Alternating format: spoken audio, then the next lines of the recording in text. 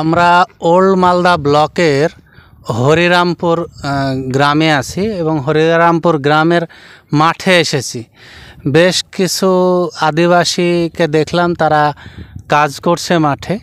তো মনে হলো দেখা করি তারা কেমন আছে, খোঁজ নেওয়ার চেষ্টা করলাম। আচ্ছা, আপনারা এত কষ্ট করে কাজ করছেন মাঠে, কেন কাজ করছেন? কেন কাজ করছি? খাতে পায় না তো কাজ করব না? কিছু নাই, তার জন্য কাজ করছি। জমি জামা বাড়িঘর কিছু নেই? কিছু নাই। সরকার বাড়ি দিয়েছে? সরকার দিয়েছে, আমার শাশুড়িকে বাড়ি দিয়েছিল এক রুম। আপনাকে দেয়নি? আচ্ছা, লক্ষ্মীর ভান্ডার পান?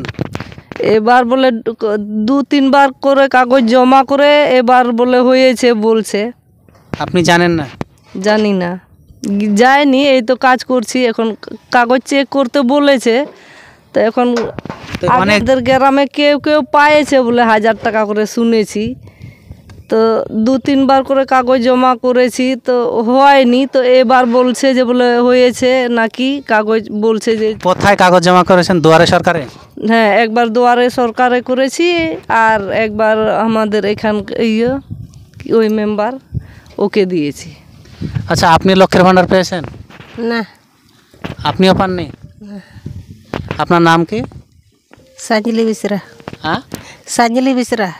আপনার নাম? মুনি হেমব্র। আচ্ছা, আপনি লক্ষ্মীর ভান্ডার পেয়েছেন? না, আমি পাইনি। লক্ষ্মীর ভান্ডার পান না? 100 দিনের কাজ হলে করেন? ওই মেম্বার নিয়ে গেছে আমাদের কাগজপত্র। আগেবারও কাজ করলাম 100 দিনের কাজ। তো মেম্বার বলছে কাগজ বলে আমাদের ওই কার্ডগুলা দিচ্ছে না, ওই যে কোন কাজের কাজগুলো, ওই বলে অঞ্চলে আছে। তো টাকা পাননি নাকি? না, কাজ করেও টাকা পাননি? ওই টাকাটা সবাই বলে ব্যাংকেতে বইয়ে বলে ঢুকছে। তো ব্যাংকে গিয়েছিলাম, তো বলছে যে ওই বইটাকে নিয়ে আয়। তো এখানকার মেম্বার বলছে যে বই তোদের অঞ্চলে আছে। অঞ্চলে যাচ্ছি, তো বলছে যে কে বলেছে ওকে নিয়ে আয়। তো প্রিয় দর্শক মণ্ডলী, আমরা ওল্ড মালদা ব্লকের হরিরামপুর গ্রামে আছি।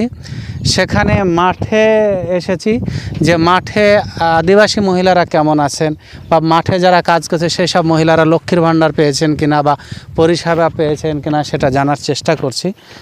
তো মালদা জেলার ওল্ড মালদা ব্লকের হরিরামপুর গ্রামের এই মাঠে আরও কিছু ছবি আপনাদের দেখানোর চেষ্টা করবো। আমরা যে জায়গাটা এসেছি সেটা একটা ধান ক্ষেত। এখানে ধান চাষ করছেন এবং ধান মানে বাধাইয়ের কাজ করছেন আদিবাসী মহিলাদের অনেকে। আচ্ছা, আপনি লক্ষ্মীর ভান্ডার পেয়েছেন?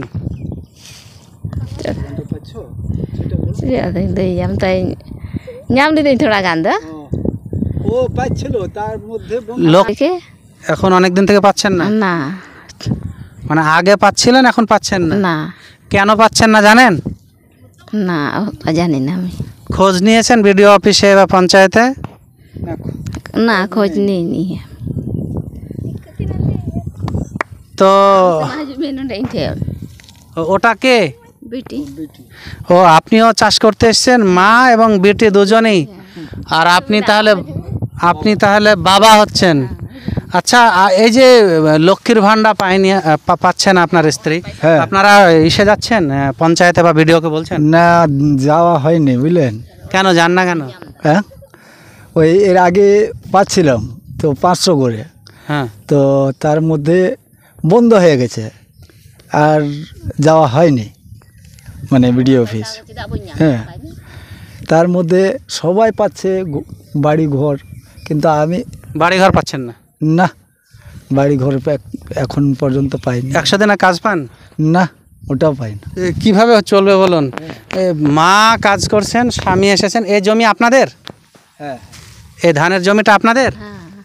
এই ধানের জমি আপনাদের? এই জমিটা কেমন, ওই আধি করি আমরা এই জমিটা। আধি করি। আধি করেন মানে? আধি বলতে কি, মহাজনের জমি এটা। মানে এই জমিটা মহাজনের জমি, আপনারা চাষ করছেন? হ্যাঁ হ্যাঁ। তাতে ধানের কতটা দিতে হবে? দিতে হবে অর্ধেক। মানে অর্ধেক মহাজনকে দিতে হবে, অর্ধেক আপনাকে নিতে হবে? হ্যাঁ হ্যাঁ, অর্ধেক। প্রিয় দর্শক মণ্ডলী, দেখছেন যে মা বাবা আছেন, সেই সঙ্গে মেয়েও মাঠে কাজ করতে এসেছেন, ধানের জমিতে ধান বাধাই করছে। তুমি পড়াশোনা করেছো? হ্যাঁ, কোন ক্লাস পর্যন্ত? মাধ্যমিক দিয়েছি। মাধ্যমিক দিয়েছো? তো এখন পড়াশোনা করো না? করি তো, স্কুল বন্ধ এখন তো। ভর্তি হয়েছি। 11-এ ভর্তি হয়েছো? হ্যাঁ। মাধ্যমিকে কত পেয়েছো?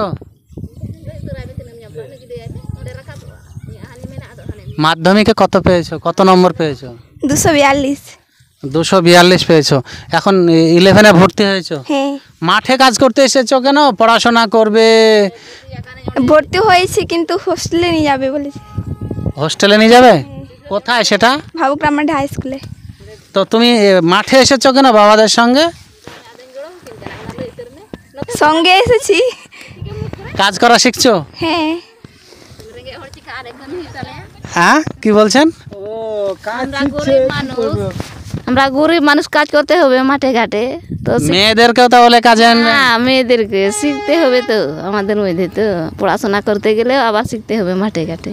মাঠে ঘাটেরও কাজ শিখতে হবে। ছেলে মেয়ে কয়জন? আর 3টা মেয়ে, একটা ছেলে। 3 মেয়ে। আদিবাসীরা আমাদের সমাজের একটা পিছিয়ে থাকা জনগোষ্ঠী।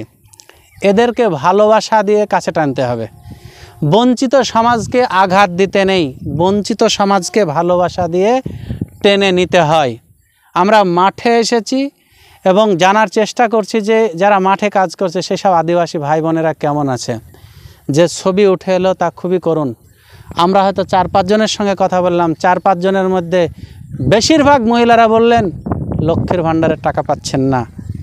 গ্রামের ভিতরে খোঁজ নিলে কী অবস্থা হবে আমরা জানি না, বা আরও কোনো মহিলাদের সঙ্গে দেখা হলে আরও কী অবস্থা হবে আমরা জানি না।